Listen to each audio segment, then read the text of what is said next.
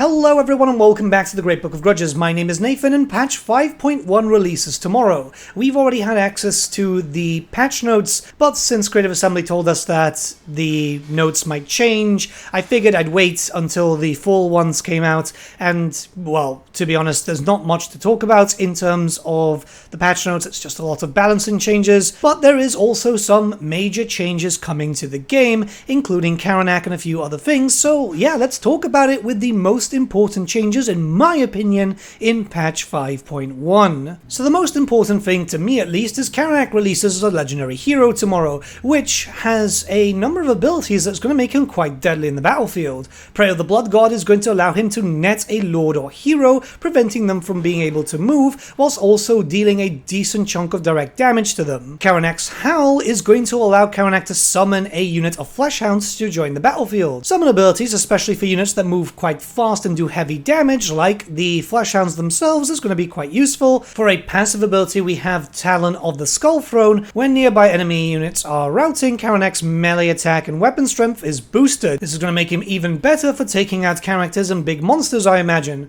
Finally, we have Endless Hunger. Karanak makes it extremely difficult, if not impossible, for units to take advantage of their hide, stalk, and unspottable attributes, as he can reveal units from within his radius, which is actually pretty good. This means that if you're using this guy to scout ahead through the battlefield, yep, anything that's pretty much hiding is going to be an easy spot. Karanak also has access to an item known as the Brass Collar of Bloody Vengeance. This is a passive item, which means the following. This passive ability can prevent his prey from using active abilities and casting any spells by silencing them.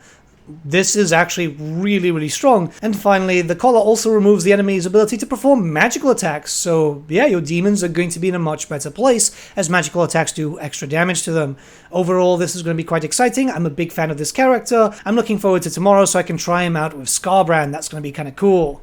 So, some PvP stuff has been introduced also. This is Conquest Mode. So Conquest Mode is essentially something that happened once in Rome 2, I believe, which is just land battles, but with a control point in the middle. Collecting 500 victory points means that you get a victory. This has been done because apparently people are abusing corner camping too much for ranked combats. I have no idea about this, I don't play multiplayer. There are 42 repurposed maps for this, and yeah, you'll still have army losses just in like everything else, and you'll just have to, play this. I'm curious to see how this goes. Everyone knows I really don't care too much about multiplayer, but if it's going to make tournaments a bit better for the community, this should be quite good. You can now play Domination Mode against the AI in case you were interested in checking it out but didn't want to jump into a multiplayer directly, just to see if it's worth it for you. While I'm not a fan of multiplayer, I do think that this is ultimately better because it gives people the opportunity to practice and also, just actually try and check out if these systems work for you. Apparently everything works as intended, so yeah, the AI will prioritize capturing points and then also move to attack the enemy. Let's hope everything works because easier said than done. Something else that's pretty interesting is that they've decided to add in custom community-made maps into the official game. So yes, 5 maps for Domination Mode, which have been used, I believe, by Turin's tournaments and so on, have now been put in officially into the game.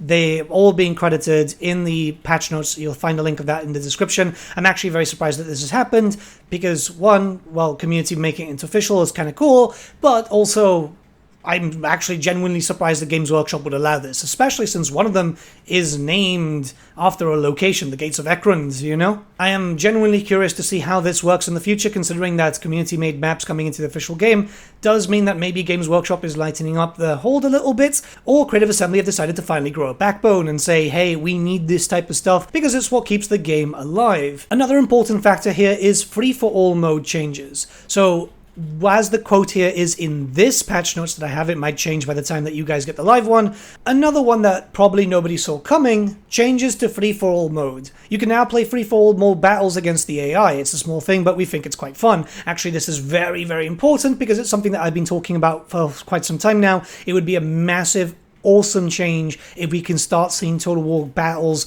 be in the campaign in the future with more than 2 factions fighting, right? Obviously, not something that we're seeing for a campaign. This is just for a custom battle, but hey, if it's already being done for that, you never know for the future. Something that would be incredibly cool, I said it a while back, that it would be really cool if we had a final battle between Skarsnik, Queek, and Belagar in one battle, but they're all fighting against each other, not you defeat one army and then the other one spawns. That's just one example, there could be many, but obviously the engine is perfectly capable of doing this. Maybe it's wishful thinking, but I like to see stuff like this pop up into the game, because even then, it would be cool if you're just wanting to watch two monsters fight, but you don't want to control one yourself. You want those sweet camera shots. Creative Assembly finally added in a sandbox mode when it comes to custom battles. This is actually going to be quite exciting, because, like they said here, you can use it to learn the game, testing units, or recording videos without the AI interfering. The idea of this is, there's a new DLC, you want to test out these units for yourself after you've been seeing all these previews and stuff. Well, now you can. You've got a fancy new law of magic and you want the enemy to stay still so you can actually see what it does in terms of damage capabilities and so on. Again, this is going to be a great way forward for those of you who like to just play around in custom battles just to see unit capabilities, unit damage, and anything else associated with this. I am extremely happy that this has finally been added in, because, let's be honest, this should have been here since the very beginning of Total War. That's pretty much it in terms of the big news. The rest of it is bug fixes, and a lot of it is majority MP stuff, let's be very honest here. But 5.0 is very good to us, so you know what? I think the MP guys deserve this one. Let them have their fun.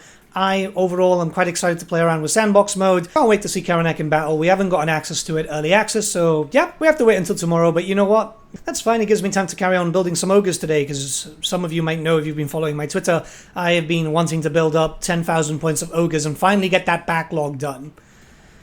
I very much doubt it, but you know. Have a great day, guys. Let me know your thoughts in the comments below, and I'll see you all again very, very soon.